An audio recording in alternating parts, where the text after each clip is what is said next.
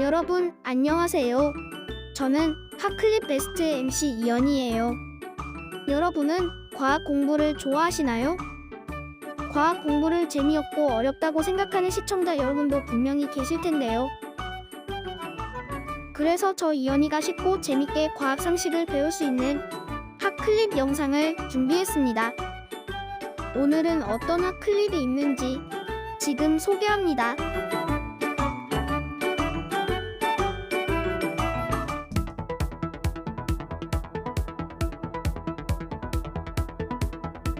급격히 늘어난 물량을 처리하기 위해선 속도는 물론 정확성도 중요한데요. 이곳은 창업 초기부터 스마트 풀필먼트를 구축해 물류 전 과정을 인공지능 기술로 시스템화해 팬데믹을 대비했습니다. 풀필먼트는 입고, 보관, 재고 관리, 포장, 검수, 배송까지 물류 전 과정을 한꺼번에 처리하는 서비스를 말하는데, 인공지능과 빅데이터와 같은 첨단 정보통신 기술을 활용해 처리하고 있습니다. 물류업계가 도입한 인공지능은 2016년 아마존이 로봇을 물류센터 작업에 이용하면서부터인데요. 이후 물류업계는 일제히 인공지능과 로봇을 활용한 자동화 설비를 갖추기 시작했습니다. 국내는 특히 하루 배송, 새벽 배송 같이 배송 시간 경쟁이 과열되면서 물류센터의 작업 속도에도 과열 현상이 발생했는데요. 이로써 야기되는 문제들을 인공지능을 통해 해결하고 있습니다. 수많은 칸으로 나뉘어진 공간 위를 분주히 움직이는 상자들은 인공지능 기술로 만들어진 로봇입니다. 이곳은 20대의 로봇과 컴퓨터 장비들을 연결하는 4대의 포트, 분리된 박스형 공간인 13,000개의 빈이 설치된 오토 스토어입니다. 작업자가 상품 출고 지시를 내리면 오토 스토어의 물류 로봇이 상품의 위치를 인식해 해당 상품이 담겨있는 빈을 작업자에게 가져다 주는데요. 그럼 작업자는 필요한 상품을 필요한 수량만큼 픽업할 수 있기 때문에 오출고를 최소화할 수 있습니다. 오토스토어는 큐브형 자동 창고 시스템으로 상품이 담긴 빈을 세로로 적재할 수 있어 동일 면적 대비 최대 4배까지 보관할 수 있는데요. 이때 출고되는 패턴을 분석해서 자주 출고되는 고빈도 상품일수록 상단으로 올려 작업자에게 신속히 전달하기 때문에 좀 더 빠르게 물건을 옮길 수 있습니다. 이 설비는 대량으로 주문된 소형 상품들을 고속으로 분류하고 합포장하는 최첨단 분류기 슈어소트입니다. 수많은 고객이 주문한 물건을 한꺼번에 집어와 이 기기에 넣으면 자동으로 고객별로 분류해 주는데요. 시간당 2,400개의 상품을 처리할 수 있는 데다 작업자가 일일이 주문서를 보면서 상품을 찾고 분류할 필요가 없기 때문에 작업 시간 단축은 물론 정확성도 크게 높일 수 있습니다. 분류된 제품을 포장하는 과정 역시 인공지능 데이터에 따라 물건 크기에 맞는 상자를 제공해 불필요한 시간과 자원 낭비를 막는데요. 이 모든 설비가 가동되는 스마트 물류센터는 기존 설비에 비해 고용과 생산, 품질은 높이고 원가와 산업재해는 낮추는 효과를 가져와 물류업계에 혁신을 가져왔습니다.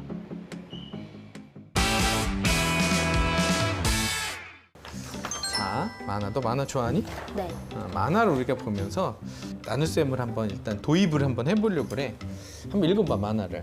아, 아, 많아요. 이번에 만화입니다. 사과 100개는 얼마예요? 43,500원이에요. 우리가 가진 돈은 얼마지? 500원짜리 동전 90개다. 500원이 90개니까 얼마가 있다는 거야? 우리는 45,000원이 있다는 거야. 잘했어. 사과 102개를 상자에 넣어주세요. 한 상자에 사과를 몇 개씩 담을 수 있어요? 20개씩 담을 수 있어요. 사과 102개를 한 상자에 20개씩 담으면 몇 상자가 되지?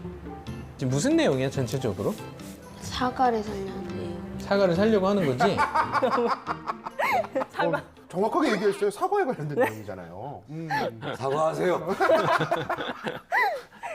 몇 개를 살려고 하는 거야? 102개요. 사과값이 지금 얼마래? 43,500원이요. 43,500원이지?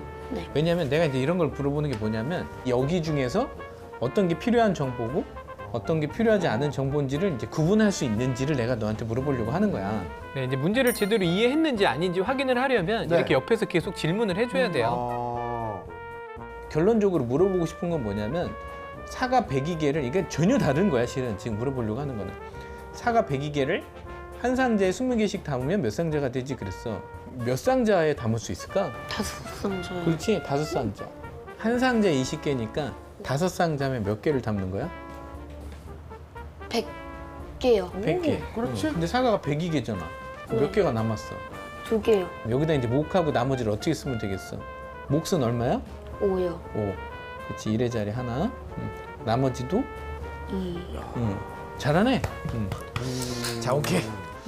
뭔가 빠져드는데요. 음. 아니 지금 서술형 문제를 이해하기 위해서 이제 만화를 도입하셨는데 그냥 만화로 수업을 하셨네요. 그러니까요. 네. 사실 문제집에 나오는 서술형 문제랑 지금 만화로 해결한 문제가 같은 의미예요. 그렇죠, 그렇죠. 그렇죠. 그러니까 하지만 만화로 다가가니까 뭔가 유주가 이렇게 읽기도 잘했고요. 훨씬 더 맞아요. 만만하게 생각할 수가 있었잖아요. 이렇게 접근을 하면 서술형도 내가 이렇게 해석을 할 수가 있구나. 그리고 그 안에서 필요한 부분이 무엇인지를 찾아내는 것 또한 쉽구나 이렇게 생각하면서 자신감을 가질 수 있죠. 예, 맞아요. 네, 이제 준비해간 수카드나 수학 만화에 흥미를 가졌다는 점, 네. 그리고 이제 나눗셈을 이해하려고 노력하는 모습을 보였다는 점이 영상으로 잘 드러났네요. 그러네요. 네. 그러네요. 아, 또 그새를 못 참고 또 약간 좀 잘난 척을 좀 하셨어요. 네. 어. 그리고 이제 계산 문제는 검산을 하면 되지만 이제 서술형 문제는 맞았는지 틀렸는지 본인이 확인하는 것이 어렵기 때문에 네. 자신이 푼 답을 문제에 다시 대입해서 문제 상황이 자연스럽게 맞는지 확인해 보면 좋습니다. 좀 전에 이제 만화 상황이라면 율주가 구한 몫이 5고 나머지가 2잖아요. 네. 그럼 사과 102개를 한 상자에 20개씩 담으면 몇 상자가 되지? 뭐 이런 문제에 대입을 해보면 뭐 정답임을 알 수 있는 거죠. 네.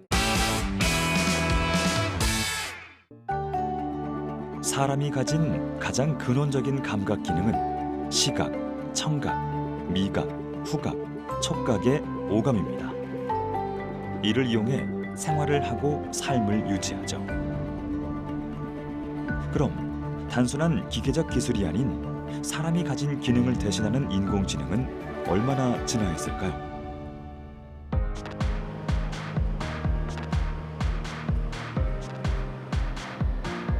최근 한 대학의 연구팀이 협업해 사람의 후각을 대신할 인공지능 후각신경인 전자코를 개발했습니다.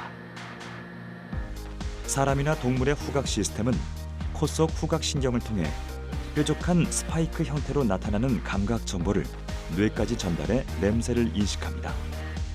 이는 인체에서 일어나는 현상으로 스파이크를 일으킬 때 전력 소비가 아주 적죠. 기술로 이를 모방하려면 인간의 후각신경처럼 화학신호를 스파이크 형태의 전기신호로 변환해야 하는데요. 전자코는 이 과정을 인공지능으로 구현한 것으로 정식 명칭은 뉴로모픽 반도체 모듈이라고 합니다. 이것으로 사람이 직접 냄새를 맡지 않아도 유해가스를 구별할 수 있게 됐습니다.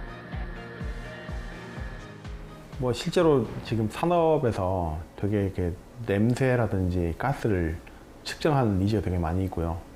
뭐 스마트 팩토리라든지 혹은 일상생활에서 그 유해가스나 아니면 우리 뭐 건강에 직결되는 그 가스들 디텍션 해야 되는 필요도 있고 그리고 이제 스마트팜 같이 어떤 식물의 상태라든지 뭐 과일의 당도 이런 것들을 측정해주는 그런 니즈도 있고 그래서 실제로 좀 현재 최근 산업에서 이 가스를 분석을 하고 그다음에 정확하게 분별하고 농도를 알려주는 그런 니즈가 되게 많이 있어요. 그래서 그렇다 보니까 좀 새로운 전자코 기술을 지난 몇 년 동안 연구를 해오고 있습니다. 연구팀이 가장 먼저 한 건 후각신경이 스파이크를 일으킬 때 전력 소비를 최소화할 수 있도록 하는 건데요. 장장 10년간의 연구 끝에 저전력, 초소형 반도체 금속 산화물 가스 센서를 개발해냈습니다. 전자코가 유해가스를 식별하는 과정은 이렇습니다. 전자코에 일산화탄소나 이산화질소 같은 유해가스 성분을 주입했을 때 반도체 가스 센서가 그것을 인식하게 되는데, 이때 사람의 신경세포에서 스파이크가 일어나듯 전자코에서도 신호를 일으킵니다. 이렇게 전달된 신호는 그 성분에 따라 다른 양상을 보이는데요. 실제로는 전류의 크기에 따라 파형인 펄스가 다른 주파수를 생성하는 것으로 확인할 수 있습니다. 이 주파수를 인공지능이 기존에 입력한 성분과 비교해 어떤 종류인지 구별하는 겁니다. 이를 활용해 와인의 종류도 구분할 수 있다는데요. 마찬가지로 반도체 센서가 여러 가스 분자를 인식해 스파이크를 일으키면 그 신호를 구분해 와인을 식별하는 겁니다. 와인의 품종이나 생산 연도, 숙성도도 구분해 말 그대로 인공지능 소믈리에입니다.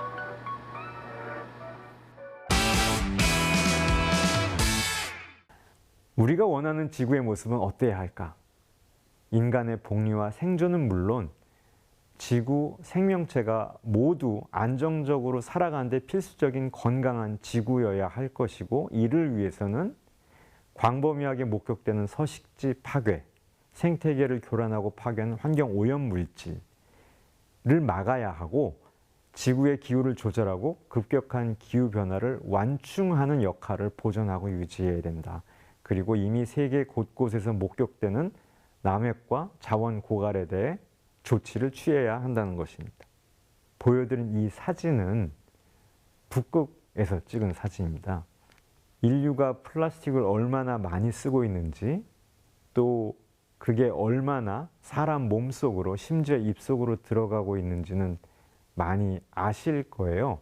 플라스틱이 워낙 많이 쓰이기 때문에 그게 잘게 쪼개져서 미세 플라스틱이 되면 사람의 몸속으로 훨씬 더 쉽게 들어가고 그 영향은 생태계 전체로 퍼져나갈 것입니다.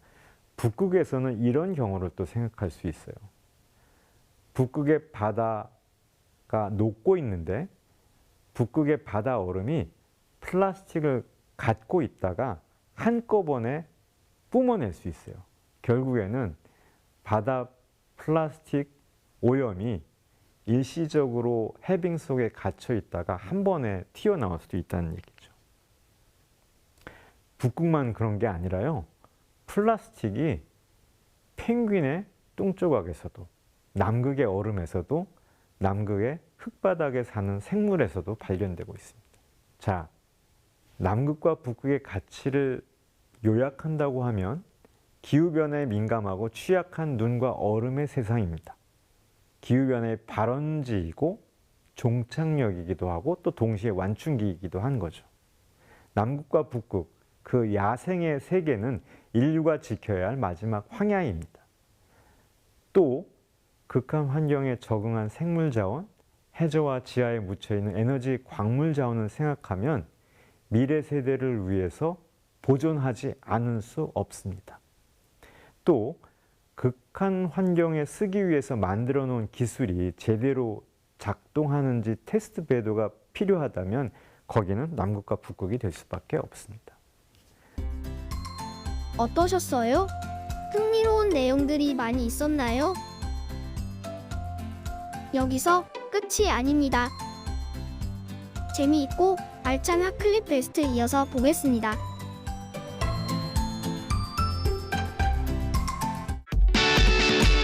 그리고 맨홀 내 물의 높이를 측정하는 수위 센서 역시 필수.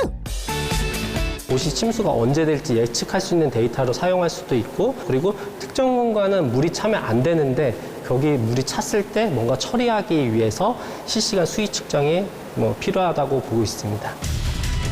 예측할 수 없는 집중호우 및 홍수와 같은 재해를 대비하기 위해 수위 변화를 실시간으로 민감하게 감지하는 수위 센서. 이 때문에 전국 곳곳 노후화된 주철 맨홀 뚜껑은 기술자의 스마트 맨홀로 교체 시공이 활발히 이루어지고 있다. 실시간으로 하수관로 환경 확인이 어렵고 무거운 주철 맨홀로 인해 작업간에 산재 위험이 있습니다. 우리가 모르는 사이 일어날 수 있는 각종 사고, 재해를 예방해줄 기술자의 스마트 맨홀. 장점은 이것뿐만이 아니란다. 담당자가 점검을 위해서 맨홀 뚜껑을 직접 열지 않고도 수위, 가스 등의 환경 변화를 실시간으로 PC 또는 모바일 등에서 확인 가능하게 합니다. 실시간으로 맨홀 관리가 가능하다? 현장 출동도 없이 어떻게 맨홀 아래 상황을 알 수 있을까? IoT 디바이스가 이제 맨홀 내에서 환경을 측정하면은 데이터들이 생성될 건데 그 데이터를 가시화해주는 대시보드라고 보시면 될 것 같습니다. 수집된 데이터들은 이렇게 온라인 대시보드를 통해 실시간 관제되고 있다는 점. 황화수소, 일산화탄소 등의 가스 측정 데이터와 맨홀 내의 수위 측정 데이터, 그리고 비인가된 맨홀의 개폐 및 작업 여부 등을 감시해 이상 변화를 보이면 실시간으로 알림을 준단다. 이렇게 데이터를 가지고 뭐 이상 변화를 확인하다 보니까 미리 열어보지 않아도 현장에 출동하지 않아도 그걸 뭐 여기서 사전 예측하고 어떤 거를 챙겨서 가야 될지 어떤 작업을 해야 될지 그런 부분들을 사전 소요를 줄여줄 수가 있습니다.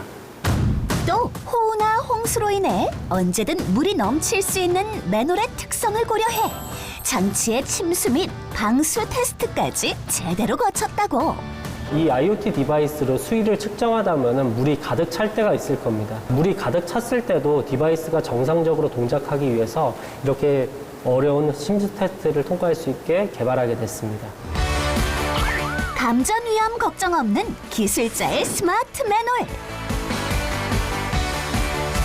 작업자들의 편의를 개선하고 맨홀 내 지하 시설물의 똑똑한 관리를 위해 스마트 맨홀 장치가 폭넓게 쓰였으면 한다는 기술자.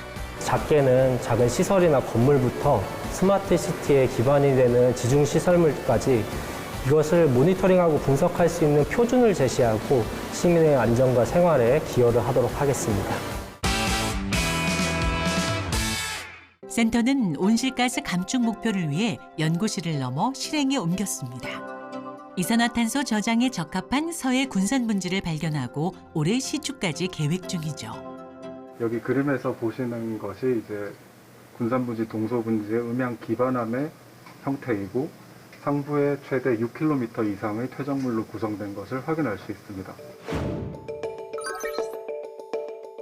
일반 단층이 아닌 해저 지층을 목표로 해 이산화탄소 저장의 새로운 가능성을 열었습니다. 상부로부터 두 번째 층이 이산화탄소 지중 저장을 위한 1차 목표층이 되며 세 번째와 네 번째 퇴적층이 2차 목표층에 해당됩니다. 또한 점선으로 표시된 이 퇴적층이 덮개암 역할을 하게 되는데요. 저장층으로 주입된 이산화탄소가 상부로 누출되지 않도록 막아주는 역할을 하게 됩니다. 이산화탄소를 1억 톤 이상 저장하는 것이 목표인데요. 규모가 큰 만큼 특별한 장비가 쓰일 예정입니다. 저희가 탐해 2호를 이용을 해서 탄성파 해상에서 탄성파 탐사를 수행을 하였습니다. 그래서 지금 심부 2km 이상을 대상으로 저희가 내부 구조를 파악을 하였습니다. 그 이후에는 지금 탐해 3호를 이용해서 저희가 조금 더 넓은 영역 그리고 저희가 3D 탐사까지 가능할 것 같습니다. 해저 물리탐사연구소인 탐해 3호는 무려 지하 6km를 탐사할 수 있는 탄성파 수진기를 탑재했습니다. 또 4D 모니터링으로 해저 지층의 변화를 감지할 수 있죠. 지금 CO2 지중 저장을 위해서 세계 각국에서 다 노력을 하고 있어요. 근데 시추까지 나서서 우리가 직접 탐사를 하고 매장량 확보하기 위한 시추까지 나선 거는 저희 나라가 처음이거든요. 그래서 저희는 어떻게 보면 외국에서 아직 성공하지 못하고 아직 그쪽도 조심스럽게 연구하고 있는 것을 우리가 선도할 수 있는 새로운 도전입니다. 그래서 저도 좀 약간 떨리고요. 떨리면서 희망을 갖고 있습니다. 동북아시아 최대 규모이자 국내 유일의 핵실험 탐지 시설인데요. 원주를 기준으로 26개의 관측소가 배열돼 있습니다.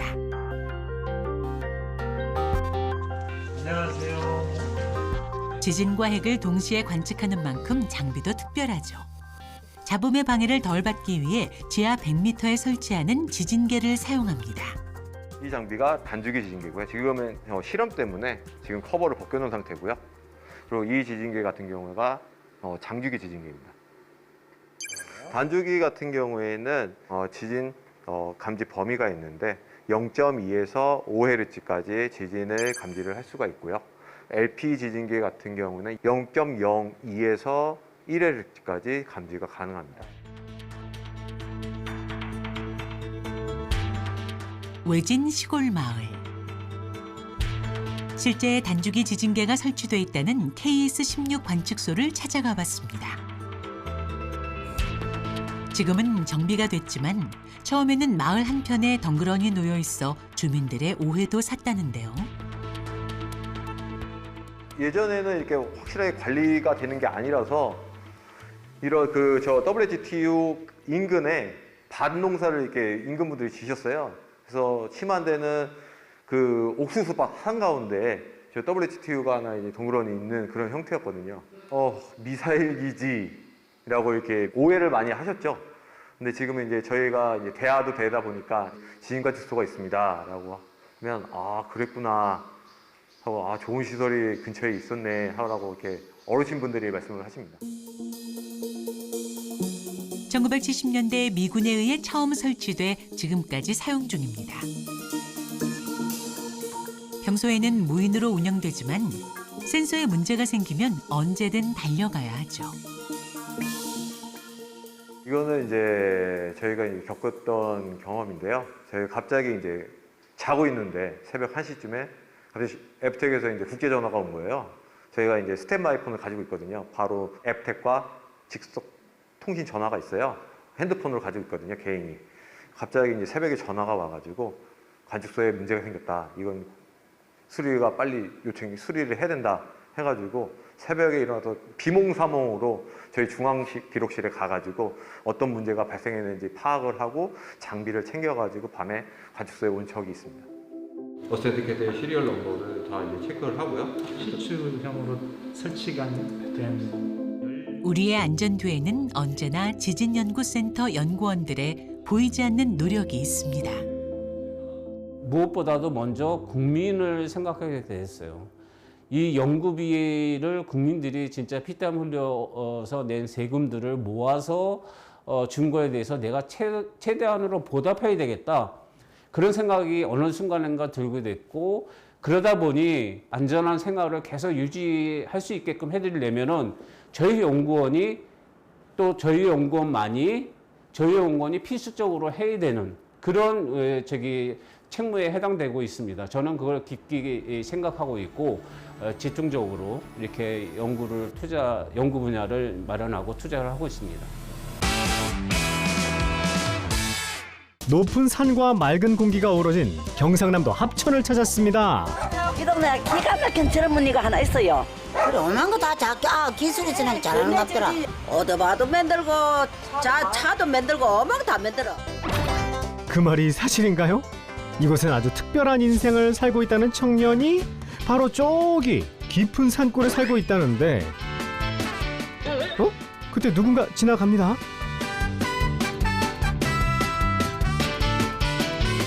우리가 찾던 오늘의 주인공, 내가 가는 길이 곧 길이다, 강천석군. 기존 우리가 아는 차와는 조금 다른 모습이지만 그에겐 하나뿐인 소중한 자동차라고요. 제가 봤을 때 차 타고 시골길에 다니면 기분이 좋아져요. 아니, 제가 혹시 잘못 들었나요? 이 차를 손수 만들었다는 천석군. 그래서 직접 따라가 보기로 했습니다. 오호, 주차 실력 최고인데요. 아니, 그런데 이걸 직접 만들었다고요? 사실은 제 자동차 만드는 걸 배운 적은 없는데요. 이제 제가 관심이 있어서 부품도 구하고 이제 유튜브로 알아보거나 이제 SNS 그런 걸로 알아보다 보니까 그걸 자연스럽게 알게 되는 것 같아요. 취미로 시작한 일. 아직 어린 고등학생이지만 재료만 있으면 뭐든지 뚝딱 만들 정도로 실력이 좋다고요. 이게 뭐예요? 오토바이 엔진을 이제 고물상에서 구한. 버려지는 부품들을 적극 활용해 자신만의 차량을 만들어내고 있다는 천석군. 야, 정말 대단합니다. 보면 볼수록 빠져드는 그 작품은 이제부터 시작이라고요. 이건 또 뭔가요?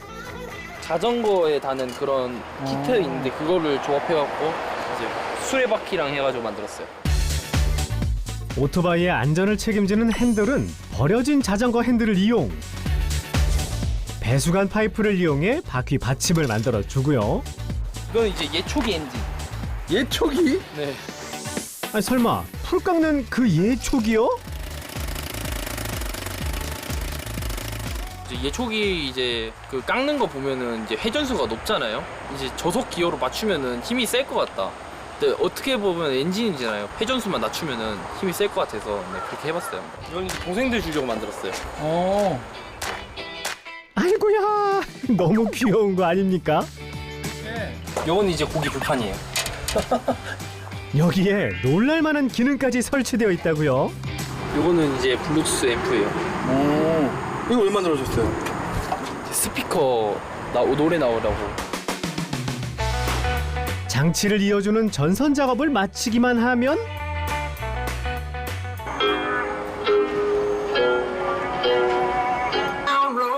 와, 여느 차 부럽지 않네요. 학교 가는 시간 외에는 자동차 만들기에 모든 시간을 할애한다는 천석군. 배터리 연결하고 있어요. 짐 싣는 차로 만들려고. 이거 모터고요. 이제 구동축, 배터리, 컨트롤러. 딱 이제 하체 부분 만들면 그 위에 모양이 이제 상상이 가서 굳이 큰 엔진이 없어도 동력을 낼 수 있어서 예초기 엔진을 했고요. 이제 다른 저런 자동차 양수기 엔진 같은 경우에는 이제 회전수는 낮은데 힘이 세다 보니까 이제 자동차로 만든 거고. 차량에 꼭 필요한 부분들은 실수 없이 차가 구동될 수 있도록 작업을 맞춰줍니다. 왜요? 스파크가 튀겨가지고. 스파크 튀면 안 돼요? 컨트롤러가 나간 것 같은데. 컨트롤러가요? 네. 어린 시절 꼭 갖고 싶었던 킥보드를 직접 만들기 시작하며 지금의 자리까지 오게 됐다는 천석군. 오늘도 노력을 게을리하지 않습니다. 땀 많이 나요? 네.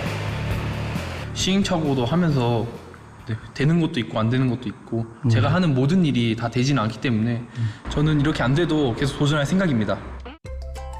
여러분, 핫클립 베스트 재미있게 시청하셨나요? 핫클립 베스트를 통해서도 과학 상식을 배울 수 있다는 것을 알 수 있었습니다. 다음에도 재미있는 과학 상식으로 찾아오겠습니다.